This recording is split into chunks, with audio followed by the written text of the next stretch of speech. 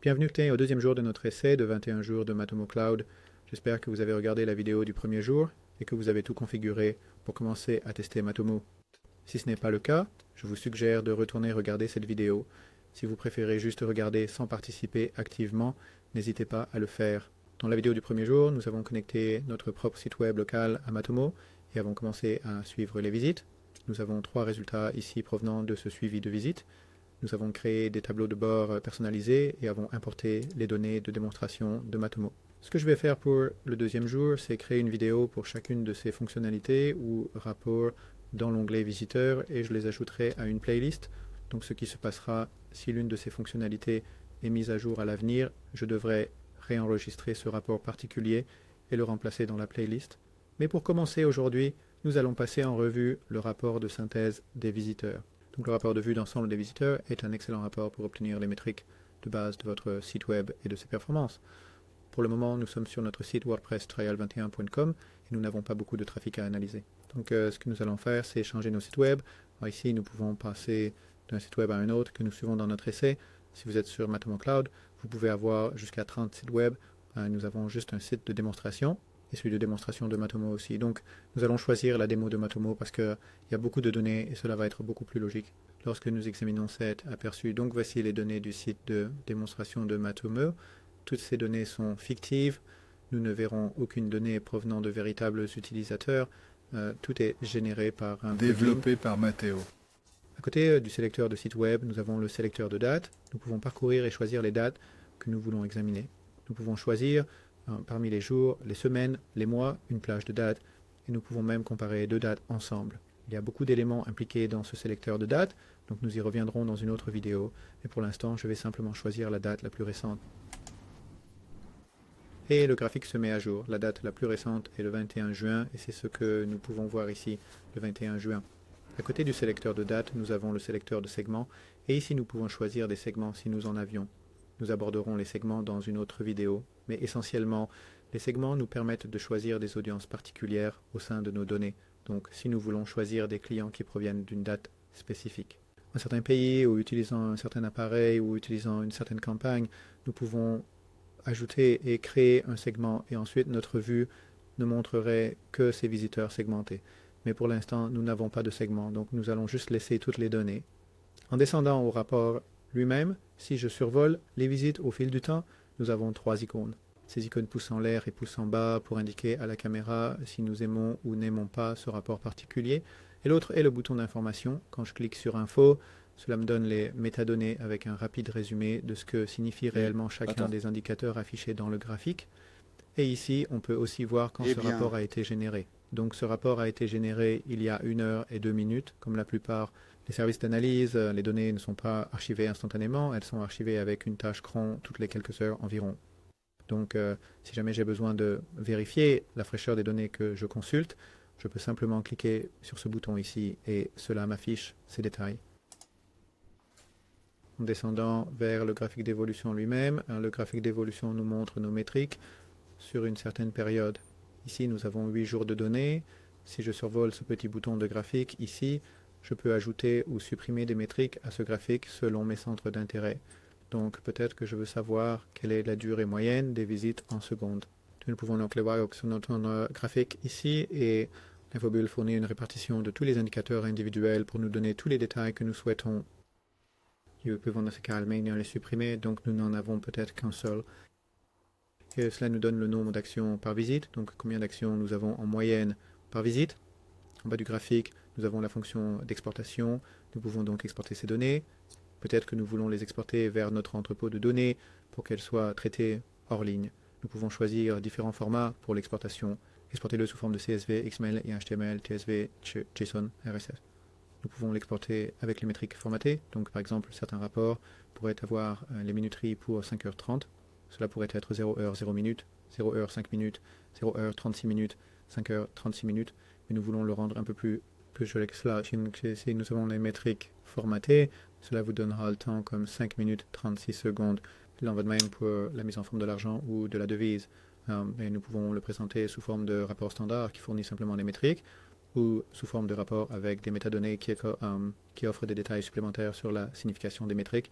Par exemple, si vous construisiez votre propre interface utilisateur en utilisant avec Bootstrap ou autre chose et que vous vouliez des détails supplémentaires pour que les utilisateurs puissent les voir, il exporterait toutes les données et vous pourriez les récupérer à partir de la requête de l'API. Nous pouvons demander à exporter toutes les lignes ou seulement certaines d'entre elles. Vous pourriez être intéressé seulement par les 100 premiers enregistrements et c'est ici que vous pouvez limiter le nombre de lignes qui sont extraites. La beauté de ceci est qu'une fois que vous avez le rapport que vous souhaitez et que vous voulez peut-être toujours l'extraire en utilisant l'API, nous avons l'URL d'exportation ici en bas et cela va vous donner sur l'URL que vous pouvez utiliser dans votre solution pour extraire les métriques afin que vous n'ayez pas à construire l'URL vous-même. Nous passerons en revue l'API dans une vidéo ultérieure, mais cela vous donne tous les détails. La demande déjà complétée, vous n'avez donc pas à la construire vous-même. Lorsque vous cliquez sur Exporter, il vous permettra soit de télécharger le rapport dans le format que vous souhaitez, soit de l'afficher dans le navigateur dans un nouvel onglet, selon ce que vous sélectionnez. À côté de l'exportation, nous avons l'option d'exporter ce graphique en tant qu'image. Donc peut-être que vous voulez le partager avec quelqu'un dans un email ou simplement le poster sur votre site web. Et au lieu de donner à d'autres personnes l'accès à votre Matomo, tout comme pour n'importe quelle image sur Internet, vous pouvez faire un clic droit et sauvegarder simplement l'image localement et la transmettre comme bon vous semble. À côté de cela, nous avons les annotations. Donc nous pouvons ajouter une annotation à n'importe quel point du graphique. Il y a une annotation ici, comme j'ai dit dans la démonstration. Nous ne pouvons pas les modifier, donc nous ne pouvons pas ajouter d'annotation. Il suffirait de cliquer sur la date à laquelle vous souhaitez ajouter l'annotation. Et en tapant ce que vous souhaitez enregistrer pour l'annotation, cela l'enregistrera sur le graphique ici, mais l'annotation réelle, parce que nous utilisons des données de démonstration, n'apparaîtra pas. À côté des annotations, nous avons le sélecteur de période. Donc en ce moment, nous avons cela affiché jour par jour. Les métriques, peut-être que nous voulons changer cela en semaine. Je montrerai les métriques semaine par semaine, de même pour le mois et l'année si nous choisissons. Jour TS nous va aller complètement à droite ici. Nous pouvons choisir combien de jours nous voulons voir. En ce moment, cela indique 8. Nous pouvons changer cela à 30, 60, quelques jours, jusqu'à 500. Ou peut-être que je veux juste voir la dernière année des métriques pour les actions par visite. Vous pouvez remarquer que dernièrement, les actions ont considérablement augmenté. Et si nous ajoutons nos visites, nous pouvons voir qu'elles sont également assez élevées en raison du ratio des actions. Il doit visiter. Alors voyons. Là, ils sont montés à notre il y a des signes, donc nous ne pouvons simplement les désactiver. Nous pouvons faire que les données pour ce site web étaient en chose, puis elles ont commencé à diminuer assez drastiquement et soudainement, quelque chose s'est produit et nous avons un afflux de nombreuses nouvelles visites. Ces annotations pourraient fournir des indices sur les raisons possibles de ce phénomène. En bas du rapport des visiteurs lui-même, nous avons la matrice d'appel. Cela nous donne un paramètre rapide de la santé de notre site web. Avec une comparaison à la période précédente. À ce moment, il enregistre une baisse de 74% par rapport à la période précédente. Donc cela compare cette date à cette date. Et comme cette date n'est pas encore terminée, elle sera évidemment inférieure à la date précédente. Donc si nous changeons notre date ici au 20e, nous pouvons voir que les comparaisons semblent beaucoup plus saines qu'elles ne l'étaient auparavant. Nous avons nos visites, la durée des visites, c'est-à-dire combien de temps les gens passent sur le site et à quel point ils sont engagés. C'est pareil avec le taux de rebond. S'ils ont un taux de rebond élevé, les gens viennent sur notre site web et repartent assez rapidement. Les actions par page, c'est aussi une bonne mesure pour nous indiquer s'il y a beaucoup d'actions sur notre site. Les gens sont vraiment engagés, mais action maximale par visite, mais cela signifie qu'un visiteur a effectué 71 actions en une seule visite. Si ce nombre est très élevé, comme dans les milliers, vous pourriez soupçonner qu'il y a un bot qui cible votre site web. Et nous avons nos pages vues avec des pages vues uniques. Nos recherches, donc c'est dans votre site web où vous aurez une boîte de recherche. Lorsque les gens tapent dans des termes de recherche, et ce n'est pas une recherche sur le web, c'est la recherche interne de votre site. Cela nous donne les métriques qu'on est pour cela. Téléchargement, si vous avez un site web où vous proposez beaucoup de téléchargements, cela vous fournira de bonnes métriques sur ce qui se passe dans cette partie de votre site. Pour ce site, pour une certaine raison, c'est en baisse de près de 50% et les liens sortants. Donc si vous envoyez beaucoup de visiteurs vers d'autres sites, peut-être qu'ils sont des affiliés, cela vous donnera une bonne idée de leur performance. Comme je vous l'ai montré plus tôt, vous pouvez cliquer ici et choisir les métriques que vous souhaitez. mais vous pouvez aussi simplement cliquer sur n'importe lequel de ceux-ci aussi, et vous pouvez voir qu'il y a une petite courbe de tendance, mais si vous vouliez la mettre ici pour mieux la visualiser, il suffit de cliquer dessus et elle se copie dans le graphique principal en haut, et cela fonctionnera pour toutes ces métriques. Et vous pensez que celle-ci ne ressemble en rien à celle-là, cela nous donne une période. Je vais essayer de sélectionner ici comme plus long, donc cela dit qu'il mesure du 22 mai au 20 juin. Moi, je peux sélectionner cette plage de date dans le sélecteur de date, et cela devrait correspondre au graphique. Je peux choisir une plage de date du 22 mai au 20 juin. Cliquez sur appliquer et nous allons voir le graphique que nous avons ici en bas, et le petit sparkline correspond à ce qui est affiché ici dans le graphique principal. Maintenant, définissez cette plage de date. Je peux choisir l'un de ceux-ci et il devrait correspondre à ce que nous allons faire. Voilà pour l'aperçu du rapport de synthèse des visiteurs. Ensuite, nous allons examiner le journal des visites. Aujourd'hui, nous allons passer en revue le rapport du journal des visites des visiteurs. Nous pouvons accéder au journal des visites en cliquant sur ce bouton de rapport à gauche ici, et il nous présente les visites les plus récentes. Visites récentes à cette date particulière. Donc c'est mon site WordPress que nous avons configuré le premier jour, et encore une fois, il n'y a pas beaucoup de données là-bas, donc nous voulons passer à travers et changer cela en données de démonstration MetaMo. Ici, il y a une quantité significative de données ici, et ces données sont toutes fictives, donc ne vous inquiétez pas de regarder des visiteurs. Tout cela est tout simplement créé à l'aide d'un plugin développé par l'équipe Matemo. Dans votre région, vous pourriez décider que c'est trop d'informations à consulter pour les visiteurs. Vous ne souhaitez peut-être que les données de rapport. Vous pouvez désactiver le journal des visites dans votre écran d'administration, et une fois que c'est fait, cette fonctionnalité ne sera plus du tout disponible. Pour ceux d'entre vous qui souhaitent utiliser cette fonctionnalité, nous découvrirons en détail ce que nous pouvons en tirer de Matomo.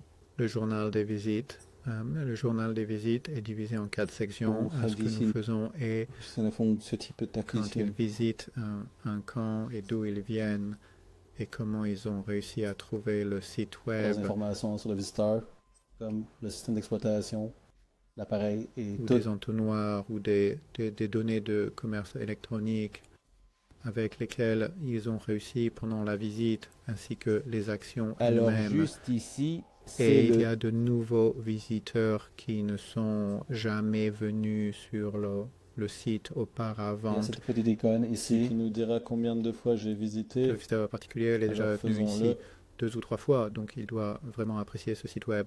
Et pour un peu de contexte, ce site de démonstration est basé sur une boutique de plongée, donc tout ce que vous pouvez imaginer dans ce journal de visite concerne la plongée. Le journal de visite ne changera pas pendant que nous le consultons, car c'est un journal, ce n'est pas un journal en direct, donc aucune nouvelle visite ne s'affichera à moins que nous actualisions la page. Encore une fois, il me reste ici le journal en temps réel qui se mettra à jour en direct. La différence étant que ce rapport nous offre beaucoup plus de détails sur l'activité du client par rapport au journal en temps réel que nous aborderons dans la prochaine vidéo. Il y a un très bref aperçu de l'activité. Sous la date, vous avez l'adresse IP.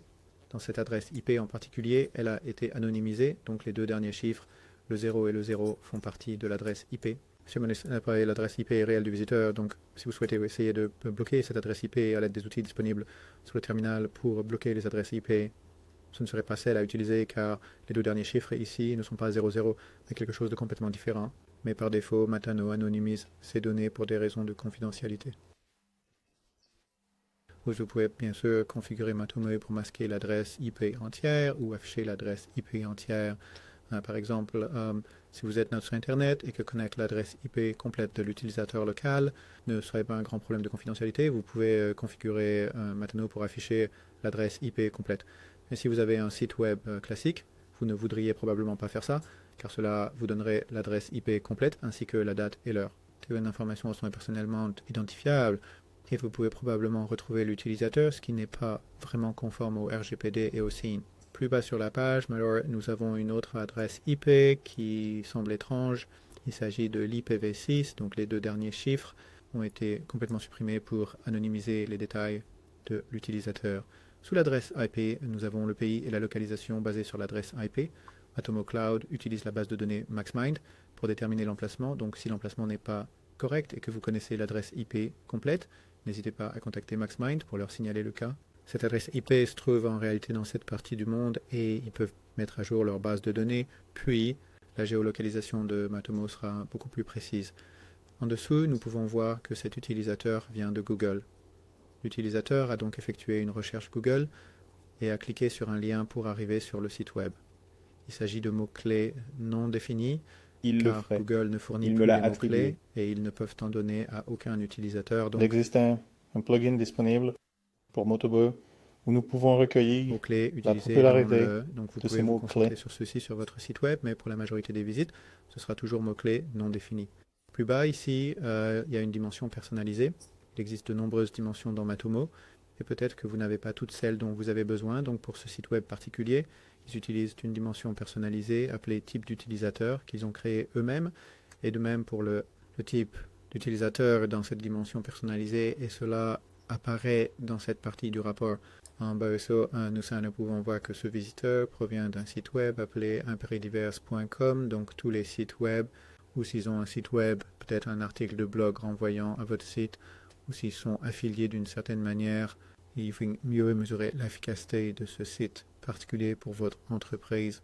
Les réseaux sociaux sont également suivis de manière indépendante, donc Pinterest et Instagram, nous pouvons voir que apparaissent dans nos visites. Donc il y a évidemment un post Pinterest ou un profil photo Instagram qui est lié à ce site web, et plus bas ici nous avons une entrée directe. L'entrée directe signifie que Matomo n'a pas été capable de déterminer qui est le référent ou le visiteur. Ils ont simplement tapé l'URL directement. Accéder au navigateur. Et se sont rapidement rendus en boutique. Si nous avions des données de campagne, toutes les données de campagne seraient également répertoriées dans toutes les visites. Donc nous savons, on a un aperçu rapide. Nous venons de lancer la campagne et accédons au journal des visites. Nous allons voir immédiatement si nous avons besoin de ces visites. Dans la colonne suivante, nous avons davantage de détails sur le client. Donc nous regardons le type de navigateur, le système d'exploitation et son adresse email et comment il visualise le site. Ici c'est sur un ordinateur de bureau, comme je l'ai mentionné plus tôt. Cette icône indique que ce client est déjà venu, il est donc revenu nous rendre visite. Aussi dans cette colonne, nous avons des détails sur les objectifs et les entonnoirs. Donc si nous descendons et regardons, vous pouvez voir que ce visiteur est entré dans un entonnoir, 3 entonnoirs, ou a commencé un entonnoir, mais il n'y a pas de conversion d'objectif, donc ces entonnoirs n'ont pas été réussis. Ici, nous pouvons voir qu'il y a un panier et nous pouvons trouver une commande réussie ici. Donc ce visiteur a effectué un achat. Le visiteur a abandonné le panier et ce visiteur ici a atteint un objectif. Et si nous regardons les actions ici, nous pouvons voir que cet objectif sera dans notre rapport d'objectifs, nous indiquant c'est le taux de conversion. Vous voyez à côté de ces icônes, nous avons les actions, c'est-à-dire ce que le visiteur fait pendant sa visite. Ainsi, la première action est en haut et la dernière action est en bas. Ce visiteur vient de Pinterest. Ils l'ont fait dans une teinturerie. Avec un nom de produit de rail de ligne de distance. Ils l'ont ajouté au panier, l'ont acheté, puis sont passés à la caisse pour finaliser l'achat. Cette action ici montre que le client l'a ajouté au panier mais a quitté le site sans finaliser l'achat. L'alliance est un événement réel. Ils sont très efficaces pour suivre les comportements particuliers sur votre site web. Quand cette flèche avec le cercle signifie que le visiteur a rechargé la page 2 fois, le nombre continue d'augmenter. Chaque fois que le client recharge la page. Donc, si vous avez beaucoup de rechargement, peut-être que vous avez un problème de chargement de contenu sur cette page, ce qui vaut probablement la peine d'être examiné. Plus bas, nous avons une flèche pointant vers l'extérieur de la boîte, ce qui signifie que ce visiteur est arrivé sur ce site web puis a suivi un lien Facebook vers la page Facebook d'une boutique de plongée. Ici, nous avons un formulaire, donc ce visiteur interagit avec ce formulaire mais ne l'a pas soumis. Matomo dispose d'un plugin pour les formulaires et les liens, donc nous ferions bien d'aller voir quel formulaire, jusqu'où le client a progressé dans le formulaire, quels champs ont été remplis et lesquels ont été laissés de côté, et peut-être que nous comprendrons un peu mieux pourquoi ce formulaire n'est pas complété. Ainsi, tous les événements ou chaque action qu'un visiteur effectue lors de leur visite est tout enregistré ici, et une excellente façon d'avoir une vue d'ensemble de toutes ces actions est une fonctionnalité appelée flux d'utilisateurs que nous couvrirons dans une vidéo plus tard. C'est une fonctionnalité premium pour Matomo. À la droite ici, nous avons le profil du visiteur. Et ensuite, le visiteur est venu plusieurs fois auparavant, comme c'est le cas ici, nous pouvons cliquer sur son profil pour obtenir un peu plus d'informations sur les visites que ce client a effectuées. Le client a peut-être visité ce site web plusieurs fois, des articles dans le panier qui n'ont jamais vraiment converti, puis soudainement ils l'ont fait, et vous pouvez examiner quelle était la différence entre cette visite et la visite non convertie pour voir comment améliorer notre site web. Sur le côté gauche ici, nous pouvons cliquer sur ce bouton pour obtenir une vue encore plus large du profil du client. Depuis ce bouton ici, nous pouvons exporter les actions de ce visiteur. Les autres détails nous permettent de savoir d'où vient le client, le navigateur utilisé, le système d'exploitation, le type d'écran, un résumé succinct de son comportement sur le site web, les dimensions personnalisées définies, quand il a visité pour la première fois et quand il a visité pour la dernière fois. Dispositif et lieu d'où ils nous ont visité. Si nous cliquons sur afficher la carte, cela nous montrera d'où dans ce pays le visiteur nous rend visite. Nous pouvons fermer le rapport à nouveau en cliquant simplement sur fermer. Le nombre de visiteurs affichés peut être sélectionné en bas. Si nous survolons cette zone, une option pour augmenter le nombre de lignes s'affichera, nous permettant d'aller jusqu'à 500. Visite dans cette vue, nous avons le bouton de pagination, donc vous pouvez cliquer pour passer aux 25 suivantes si nous restons à 25. Et en bas à gauche, nous avons le bouton d'exportation où nous pouvons exporter les données. Pour plus de détails à ce sujet, consultez la vidéo précédente où nous avons discuté de chacune de ces options et de leur impact sur les données exportées. Voici un bref aperçu de ce que nous pouvons voir dans le journal des visiteurs. C'est excellent pour la résolution de problèmes Lorsque vous utilisez à un l'avenir. gestionnaire de balises et que vous voulez savoir si vos balises fonctionnent, c'est génial de pouvoir voir en temps réel ce qui se passe exactement. Nous pouvons rapidement déterminer comment le visiteur a trouvé notre site web, quels appareils et quelles conversions réussies ils ont réalisées, ainsi que leur activité sur l'ensemble du site web et s'ils veulent approfondir. Pour explorer davantage leur historique, vous n'avez qu'à cliquer sur leur profil et voir précisément quel a été leur historique de visite. Il y a un tas d'outils rapports que nous pouvons parcourir et choisir une plage de date pour voir les données, jour, semaine, mois, année et plage de date, mais bien sûr cela dépend réellement du nombre de lignes que vous avez sélectionnées dans le coin inférieur droit. Donc si vous choisissez mois, vous allez toujours obtenir les données du jour en cours. Les segments fonctionnent très bien dans le journal des visites, donc même si vous voulez tester un segment pour voir à quel point il est bien défini. Le public que vous ciblez, vous pouvez créer un segment qui sera immédiatement reflété que dans le journal des visites. Pour des informations détaillées sur le journal des visites, consultez les notes de l'émission où j'ai mis des liens vers les guides. Voilà pour le journal des visites. Dans la prochaine vidéo, nous aborderons le journal en temps réel. Aujourd'hui, nous allons examiner le journal en temps réel. Alors, cliquez ici sur le journal en temps réel et il apparaît. La différence entre celui-ci, eh bien, il y a plusieurs différences entre le journal des visites et le journal en temps réel. Le journal en temps réel est mis à jour en temps réel toutes les 5 secondes. Il se recharge ou rassemble les nouvelles visites et les affiche à l'écran. C'est presque identique à ce qui est disponible dans le tableau de bord. Ce journal en temps réel ici est le même rapport, sauf qu'il est dans un widget et il est un peu plus petit et ne prend pas autant de place à l'écran. Encore une fois, cela se rafraîchit toutes les 5 secondes.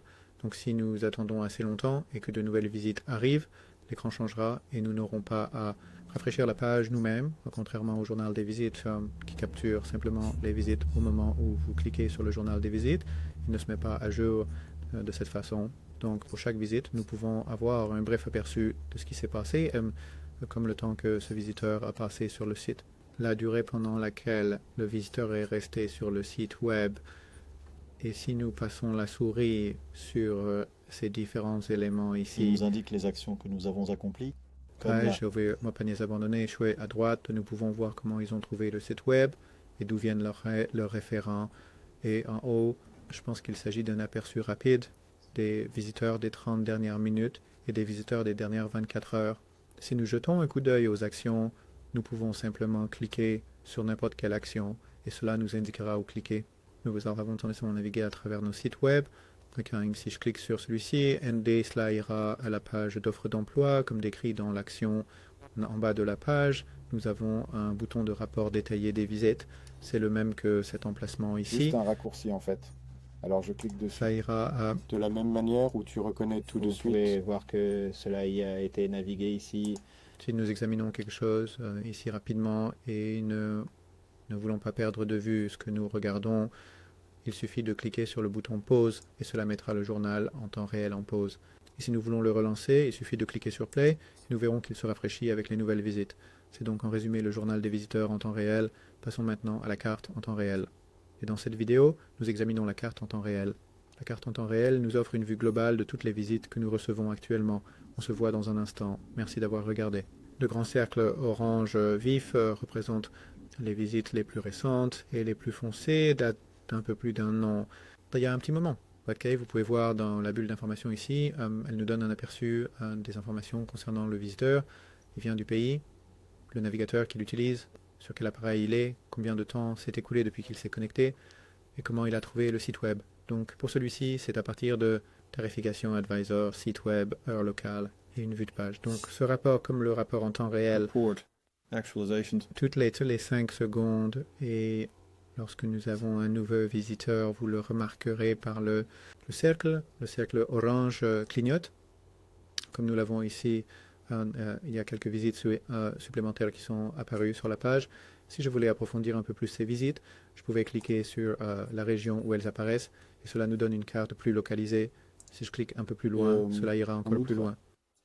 Des régions de ce pays particulier, et un clic de plus, nous revenons à la vue mondiale. C'est une vue excellente si vous vous apprêtez à diffuser des publicités télévisées et que vous souhaitez voir en temps réel comment elles ont performé. Vous attendez simplement et le verrez à l'intérieur La de carte cela. mondiale, oui, vous verrez tous les cercles orange apparaître et vous pourrez voir comment cela a fonctionné. Même si vous avez une sorte de campagne radio ou une autre campagne dont vous attendez un résultat immédiat, c'est un excellent moyen de le voir. Et aussi, potentiellement, bien qu'il semble À ce moment, si vous avez une attaque un pas pays donnée de service particulier ou d'où quelque chose cela du genre, provient, ce serait sur une bande et passante réduite. peut-être isoler cette zone pendant un certain temps pendant que l'attaque se déroule. La dernière chose à aborder concerne simplement la durée de ces bulles. Vous pouvez voir ici que la durée était dans les 13 dernières minutes. C'est à peu près tout pour la carte en temps réel. Dans la prochaine vidéo, nous examinerons les emplacements. Nous venons que de terminer la carte en temps réel. Passons donc aux emplacements qui sera notre premier point. Et ceci représente les données agrégées de toutes nos visites sur Gizmo Matomo. offre un groupe de pairs très biaisé. Répartition de vos visiteurs. Ici, nous avons un aperçu d'un emplacement Occasionnellement visité par Copland. pays, des régions et dans certains cas, villes. Bien Terminé. tête, si vous êtes une personne d'envergure mondiale, cela va évidemment être un outil très précieux pour voir d'où viennent vos campagnes, publicités ou visiteurs dans le monde. Et pour commencer, nous avons cette carte du monde en haut qui, avec l'obscurité de la couleur, ici nous pouvons choisir un emplacement à l'aide de ce menu déroulant. Ce sont donc des visiteurs uniques. Et nous avons des sections de visite.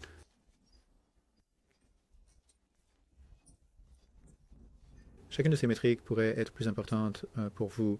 Alors, concentrons-nous sur les visites, et bien sûr, cela sera très similaire aux visites uniques. Bon, la seule différence que nous pourrions observer est peut-être liée au taux de rebond qui pourrait modifier considérablement les résultats. Revenons donc aux visites et nous pourrions choisir le pays qui nous intéresse ici, mais il serait plus facile de simplement cliquer sur le pays lui-même. Donc, si nous cliquons sur le pays, il fait un zoom avant, et si nous cliquons à nouveau, il fait un zoom encore plus avant. Vous pouvez voir que la Californie va avoir le plus grand nombre de visites, ce qui est tout à fait attendu, peut-être suivi par le Texas et la Floride. Si nous cliquons à nouveau sur la Californie, cela nous donnera une évolution de l'augmentation ou de la diminution des visites en provenance de cette région. Et de manière similaire au premier jour, nous avons les mêmes options en bas. Nous pouvons l'exporter, l'enregistrer en tant qu'image, ajouter des annotations et changer la plage que nous visualisons. Dans le graphique d'évolution lui-même, en bas, nous pouvons cliquer sur chacun de ces différents indicateurs pour qu'ils apparaissent dans le graphique ci-dessus. Nous n'avons pas de menu déroulant pour ce rapport en particulier, donc nous devons simplement cliquer en bas pour voir à quoi ressemblent les métriques dans le graphique d'évolution. Nous cliquons à nouveau dessus et nous commençons à dézoomer. En défilant vers le bas, nous avons les résultats par continent. Nous pouvons voir que l'Europe est neutre. On montre notre plus grand nombre de visites, juste légèrement. Et nous avons également des graphiques d'évolution ici, similaires à ce que nous avons vu plus haut. D'accord. En bas, nous avons les options pour... Nous avons les totaux des lignes. Donc les totaux des lignes ne concernent pas seulement ce que vous voyez ici, mais pour l'ensemble des pays. Nous avons la pagination ici, comme nous l'avons ici, mais elle apparaîtra dans les totaux des lignes. Donc C'est un tableau assez basique. Tableau, dans l'ensemble des choses, il se compose simplement du continent, du nombre de visites et de la proportion de visites, décomposé en pourcentage ou serveur de courrier électronique. Ici en bas, nous avons des insights beaucoup plus puissants. Donc nous avons un tableau d'affichage avec les indicateurs d'engagement des visiteurs. Cela nous donne le nombre de visiteurs uniques, les actions par visite et le taux de rebond. Il y a donc beaucoup plus d'informations détaillées disponibles pour ce tableau et encore mieux, nous avons l'indicateur de l'objectif. Ici, nous avons des objectifs particuliers. Particulièrement si vous êtes une boutique en ligne, vous voulez savoir quel pays convertissent le plus. C'est un excellent rapport pour fournir cette information tant que vous avez créé tous les autres objectifs dans votre Matomo. Et ici, sur le côté, nous avons le chiffre d'affaires par visite, ce qui vous permet de voir quel... Donc, en fournissant le meilleur revenu, nous avons notre rapport d'aperçu ici.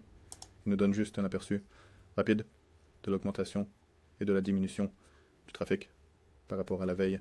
Donc, l'Asie est en hausse. 0,6% d'hier. Nous pouvons changer la plage au même jour de la semaine précédente, donc aujourd'hui, la semaine dernière, cette année. Je vais Donc, retarder espérons que ça. vous verrez de grands gains. Comme vous pouvez le voir ici, nous sommes en hausse de 288% par rapport au même jour l'année dernière. Et les filtres, nous pouvons avoir uniquement les mouvements, uniquement les nouveaux et uniquement les disparus. Donc nous pouvons fournir uniquement les sites web qui ont bougé. Et sur une année, vous espérez que tous les sites web ont bougé ou augmenté seulement de nouveau.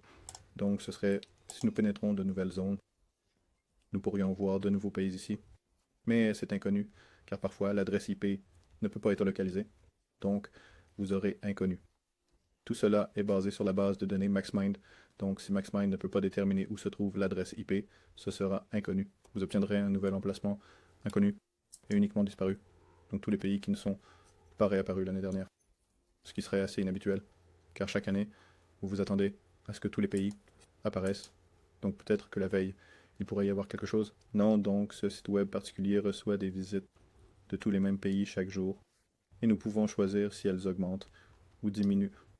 Nous pouvons également exporter ce rapport. En revenant à notre option de visualisation, nous avons un graphique à barre verticale qui nous donne une représentation visuelle des visites selon leur emplacement. Et de même pour les graphiques en secteur. Alors peut-être que vous préférez les graphiques en secteur aux graphiques en barre. Ils sont tous là. Vous pouvez choisir. Et le nuage de tag signifie simplement qu'il produira une vue graphique de vos visites en agrandissant le texte en fonction du nombre de visites. Donc Asie, Europe et Amérique du Nord sont évidemment assez grands. Alors nous revenons et comparons cela à notre tableau d'échantillon. Ils sont certainement en tête de liste pour les visiteurs. Ici en bas, nous avons les pays uniques, c'est-à-dire tous les pays d'où vous recevez des visites, soit 129 pays distincts sur presque 200 disponibles. Nous parcourons la langue donc. Ici, pour une raison quelconque, dans les données de démonstration, cela ne vous montre pas la langue du navigateur web, mais chaque navigateur web a une langue définie en lui, ou le système d'exploitation a une langue définie en lui. Donc, si MaxMind ou Materia ne peuvent pas déterminer d'où viennent les visiteurs, ils pourraient l'afficher sous la langue du navigateur web. Nous pouvons changer entre le code langue et la langue du navigateur web. Mais encore une fois, pour ces données de démonstration, nous n'en avons pas besoin. Nous parcourons les langues. Bien sur la puis droite. Nous passons du continent au pays. Nous atteignons à l'intérieur. Nous avons toujours les mêmes insights que le rapport des continents avec les tableaux simples, objectifs, métriques d'engagement, insights et graphiques en secteur. Par exemple, nous pouvons également toujours exporter, comme nous l'avons fait précédemment, et exporter en tant qu'image. Puisque ce qui est disponible ici, nous avons donc le paramètre de pays que nous pouvons régler comme nous le souhaitons. Nous allons le régler sur 250 pour afficher tous nos pays, et nous pouvons voir qu'ils sont tous affichés là, indiquant combien de visites nous avons reçues en provenance de ces pays. Nous avons également un journal segmenté, donc si quelqu'un veut voir les visiteurs des États-Unis, par exemple, nous cliquerions dessus. Et voici tous les visiteurs uniquement des États-Unis. Et si nous le voulions, nous pourrions exporter ce rapport pour le consulter hors ligne. Ainsi, il est décomposé par pays, région et ville, et parfois ces données ne sont tout simplement pas disponibles, et on obtient des informations inconnues. Et en pratique, je ne m'attendrai pas à avoir autant d'inconnus puisque ces ensembles de données de démonstration ont beaucoup plus d'inconnus que ce à quoi on s'attend réellement. Peut-être qu'ils utilisent une ancienne table de base de données, je ne suis pas trop sûr, mais dans votre propre contexte, ce serait une valeur assez petite par rapport à ce que vous voyez ici. Donc, tous les aperçus du rapport sont exactement les mêmes. Vous avez votre graphique simple ou votre tableau simple et engagement des visites, objectifs, métriques, insights et tout le reste, tous disponibles pour tous les autres graphiques. Et bien sûr, nous pouvons toujours voir toutes les régions, si nous le souhaitons. Et vous pouvez avoir le journal segmenté pour les personnes de Sydney. Votre site web est un site global. Vous souhaitez suivre les visiteurs à travers le monde. C'est certainement un excellent rapport à avoir.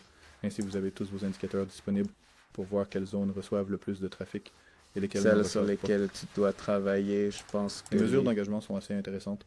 Donc nous avons les indicateurs et nous avons le temps moyen passé sur le site web. On peut voir que l'Europe a des temps de visite assez élevés, mais si nous descendons vers l'Amérique centrale, par exemple, c'est 1 minute, seulement 2 minutes.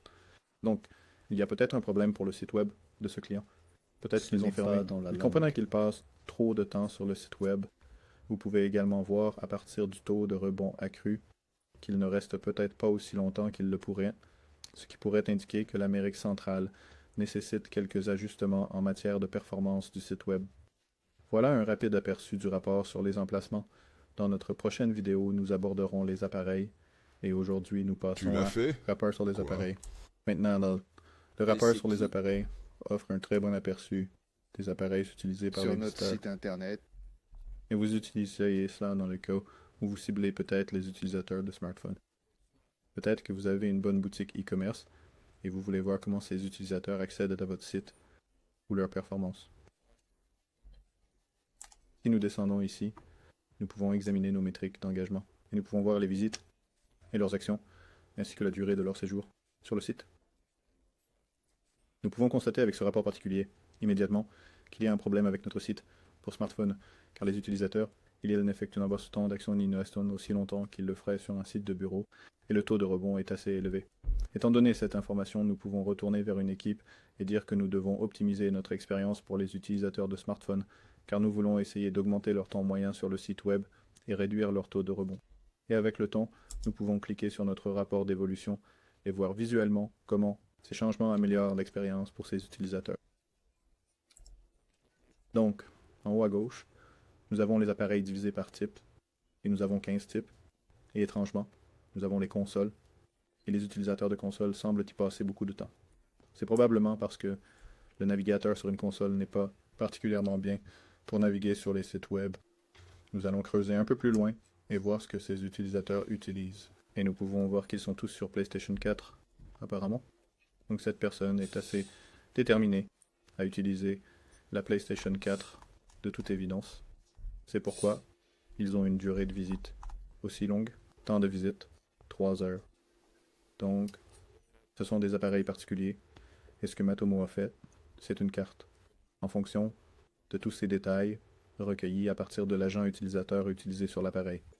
Chaque fois qu'un visiteur se rend sur votre site web, l'agent utilisateur est appliqué à Matomo, puis Matomo décompose toutes les données selon les types d'appareils des utilisateurs particuliers.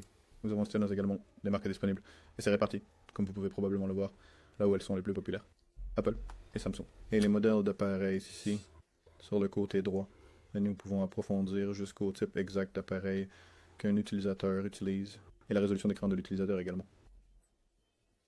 C'est important lorsque vous concevez votre site web, vous savez quelle taille d'écran vous devez adapter à votre contenu pour que cet utilisateur obtienne le meilleur résultat. Je n'en ai pas parlé dans la vidéo précédente, mais nous avons toujours les 3 boutons en haut, où nous pouvons indiquer à Matomo si nous aimons ou pas. Ce rapport ici, nous cliquons sur le bouton, il nous indique la fraîcheur des données. Donc ces données ont été archivées il y a 2h30. De nos rapports, nous avons la possibilité d'ajouter la ligne totale afin que nous puissions voir le nombre total de visites. Et si nous changeons notre visualisation pour revenir à un tableau de base, cela nous donnera les totaux de visites uniques. Comme nous venons de le voir, nous avions les indicateurs d'engagement et nous pouvons également voir les métriques de conversion. Comme nous pouvons le constater, le desktop est notre meilleur appareil en termes de conversion pour les ventes et les smartphones ne sont pas particulièrement performants. Les tablettes sont également moins efficaces. Nous voulons vraiment pouvoir aborder la question des smartphones autant que possible. Les utilisateurs diraient probablement qu'ils utilisent des smartphones pour consulter votre site web. Disons d'utiliser des smartphones pour consulter votre site web. Avec Insights, comme montré dans les dernières vidéos, nous pouvons explorer en détail pour voir quels appareils apparaissent plus régulièrement et moins régulièrement. Nous pouvons modifier la portée depuis le jour précédent, la semaine ou l'année. Ouais. Évidemment, l'année précédente, nous voulions que ce soit assez important, tant que notre site web est un succès. Et nous pouvons voir ici que nos smartphones deviennent définitivement plus populaires sur le site. Donc nous devons vraiment nous concentrer sur l'optimisation de ce site pour une utilisation complète. Design de site web, le mieux adapté au smartphone. Comme pour les autres rapports, vous pouvez le visualiser soit sous forme de graphique à barre, soit de graphique en secteur, et bien sûr sous forme de nuages de mots, ou le plus grand, ou le plus populaire. L'appareil utilisé est le plus grand et le plus gros volume de texte. Nous pouvons également exporter uniquement les appareils avec nos formules d'exportation habituelles, avec ou sans métadonnées dans les limites de ligne. Si vous souhaitez voir quelques détails supplémentaires à ce sujet, assurez-vous de consulter la première vidéo de la série. En descendant vers les marques de dispositifs, nous avons un bouton supplémentaire ici, qui est une recherche. Alors je peux rechercher dans ces données, si par exemple, je veux seulement savoir qui utilise un Apple. Je peux voir assez facilement, et cela retourne le résultat Apple, ici. Nous pourrions vouloir simplement voir qui utilise des appareils Samsung. Donc tous ces appareils Samsung apparaissent, mais peut-être que vous avez un appareil particulier que vous aimeriez vraiment voir. Comme nous avons 93 appareils ici, mais vous souhaitez cibler rapidement, utilisez simplement la barre de recherche ici, et je chercherai les données qui sont sur votre écran. Et c'est la même chose pour la résolution d'écran, car il y a 209 résolutions différentes disponibles. Toutes sortes de tailles différentes. Et vous assurez que vous êtes les plus populaires, car ce seront ceux pour lesquels vous travaillerez le plus. Et encore une fois, nous c'est pouvons pareil pour tous les autres choisir rapports. la date pour ces données, donc pour le mois dernier. Vous pouvez voir que les chiffres augmentent considérablement, car ils montrent une période plus longue pour visualiser les données. Bien sûr, le desktop reste l'appareil prédominant à utiliser, mais comme nous l'avons vu précédemment dans les insights, l'utilisation de nos smartphones augmente, mais nous devons aborder le problème du taux de rebond et du temps d'interaction. C'est un aperçu rapide du rapport sur les appareils dans Matamo. Passons maintenant au logiciel. Dans cette vidéo, nous allons examiner les logiciels. Le rapport sur les logiciels nous donne une bonne répartition de ce que nous utilisons pour et vers notre site web. Ici à gauche en haut, nous avons une répartition des systèmes d'exploitation. Il y en a pas mal, jusqu'à 99.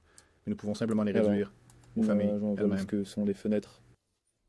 iOS, Mac, Android et ainsi de suite. La vaste majorité consulte clairement notre site web depuis un ordinateur Windows. Et comme nous l'avons vu précédemment, cet ordinateur Windows est presque certainement un ordinateur de bureau. Ensuite, il y a les appareils iOS. Nos appareils mobiles se composent principalement d'appareils iOS. Et comme nous l'avons découvert dans la dernière vidéo, nous devons essayer d'optimiser nos visites, non seulement pour mobile, mais probablement aussi pour Mac. Et nous regardons les tendances. Nous pouvons voir qu'il y a eu soudainement un changement. Nous avons probablement examiné cette annotation pour comprendre pourquoi, et nous avons constaté un changement. Eh bien, augmentation significative de mai à juin des appareils iOS achetés à travers une campagne. Comme pour les autres rapports, nous avons les pouces vers le bas et les pouces vers le haut pour indiquer à Materna si le rapport nous plaît ou non. Nous avons l'heure à laquelle ce rapport a été généré. Peut-être il y a 21 heures, parce qu'il est basé sur la période correspondant au mois. Si nous changeons cette date pour aujourd'hui, verrons-nous quelque chose de moins? Ce sera quelques heures, idem. Et puis en bas à gauche, nous avons les mêmes options que dans nos autres rapports. Nous pouvons voir le total des lignes, notre famille totale de systèmes d'exploitation, et nous avons également la même répartition. Nous pouvons donc aller à la matrice d'engagement et voir le problème que nous avons avec nos appareils OS. Ils arrivent, visitent pendant 1 minute 25, et 73% de ces personnes rebondissent. Voyons voir. Nous pouvons voir que les utilisateurs de Mac ont un meilleur taux de conversion pour nous sur ce site particulier, suivi par les personnes utilisant Linux. Nos observations habituelles, où nous comparons les visites basées sur période précédente et s'ils augmentent ou diminuent. Nous avons les données précédentes, mais nous voulons toujours avoir une augmentation si nous avons un site web réussi. Aux graphiques verticaux habituels. Et intéressant de voir que Linux est le moins... C'est presque le système le moins utilisé pour visiter notre site web, mais nous avons un taux de conversion assez élevé pour ces utilisateurs. Et encore notre nuage de mots, où la taille des mots correspond à la fréquence d'utilisation de ce système sur le site web. Nous pouvons également exporter tous ces rapports. Dans nos formats habituels, regardez la vidéo de la quelques détails supplémentaires sur la manière dont nous exportons les rapports. En bas, nous avons un peu plus de détails sur les configurations des visiteurs. Par exemple, nous avons Windows Chrome en 1080 pixels, où cela pourrait être Windows. Oui, nous verrons probablement cela. Non, principalement Chrome, et nous pouvons changer cela pour les résolutions d'écran. Ainsi, cela correspondra approximativement à celle d'un rapport appareil plus bas jusqu'au navigateur et au plugin. Si vous créez une fonctionnalité particulière dans votre site web qui nécessite un module complémentaire, ce serait un bon endroit pour vérifier que cela va effectivement fonctionner. Par exemple, vous ne créeriez rien avec Silverlight, étant donné que seulement 4% des visiteurs ont réellement Silverlight. Étrangement, il y a Flash ici. Visuellement, Flash a disparu. Et nous avons QuickTime également. Donc, ceux-ci seront pour nos appareils Apple. Mais cela ne ressemble pas à cela. Les lecteurs sont assez bien représentés, donc vous pourriez également y réussir. À droite, nous avons le type de navigateur, comme prévu. Chrome est probablement le plus populaire. Pour ce rapport, vous vous concentrerez sur vous assurer que vos navigateurs les plus utilisés ici, votre site web, s'affichent correctement. Nous avons également la segmentation, donc vous pouvez voir uniquement les utilisateurs de Chrome. Et nous pouvons également le décomposer en version réelle de navigateur. Si vous avez publié une nouvelle version de votre site web et que vous savez qu'elle présente des bugs sur une version particulière de Chrome, vous pouvez voir la proportion de personnes qui pourraient être affectées par ce problème.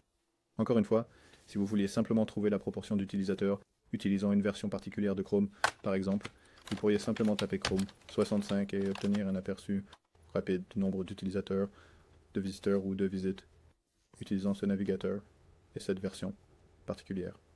Et juste en dessous, nous avons un aperçu rapide de nos moteurs de navigateur sous forme de graphique en camembert, et nous devrions pouvoir le changer simplement en un graphique simple également. C'est un aperçu rapide. Rapport de logiciel, ensuite nous examinerons les horaires. Dans cette vidéo, nous allons examiner les heures. Le rapport sur les heures nous fournit deux rapports. Un pour l'heure locale des visiteurs et un pour le fuseau horaire de notre site web. Ce sont les heures de visite pendant la journée de vos visiteurs en fonction de leur heure locale. Vous pouvez observer des tendances indiquant à quel moment vos visiteurs, selon leur heure locale, sont plus susceptibles de visiter votre site web. Clairement, très tôt le matin, nous n'avons pas beaucoup de visiteurs, et à mesure que la journée avance, le nombre de visiteurs augmente. Si nous examinons les visiteurs par heure et par fuseau horaire du site, nous pouvons voir que les visiteurs sont plus susceptibles de visiter notre site web. C'est assez occupé pendant la majeure partie de la journée, parce que ce sera un site web mondial, et s'il est 5 heures du matin quelque part, il est 5 heures du soir ailleurs. C'est un excellent rapport si vous voulez essayer de planifier le plus de ressources. Par exemple, si vous envisagez de faire de la maintenance sur le site en sachant quand est le moment le plus calme du site, ce sera le meilleur moment pour effectuer la maintenance du site. Ou si vous avez besoin d'allouer des services de support client, il vaut mieux évaluer ce rapport et voir quand la plupart de vos visiteurs arrivent, sont réellement en ligne. Pour la publicité payante, c'est un excellent rapport pour savoir quand vos visiteurs seront en ligne et quand vous devriez commencer à diffuser vos annonces. Si vous ciblez un pays spécifique, il serait très utile de créer un segment basé sur ce pays, et ensuite le rapport des visiteurs et de l'heure locale vous montrera uniquement les visiteurs et l'heure locale pour ce pays particulier, afin que vous sachiez quand vos visiteurs seront en ligne, quand ce pays est le plus susceptible de visiter votre site web par rapport à l'heure de votre site. Quant aux autres rapports, nous avons les pouces en l'air et les pouces en bas, et le temps de génération du rapport. Une brève description de ce dont parle le rapport. Distribuer le champ de visite à action. En général, les actions suivent généralement les visites. Nous pouvons également changer notre graphique pour les mesures utilisateurs. Ici, nous pouvons voir quel moment de la journée est le meilleur pour les conversions. Et il semble que ce soit autour de midi, ce qui est assez logique. L'heure du déjeuner, pour la plupart des gens. Et nous avons également le graphique en secteur et le nuage de mots, comme dans nos autres rapports. En bas, nous pouvons changer cela en visite par jour de la semaine ou visite par heure locale.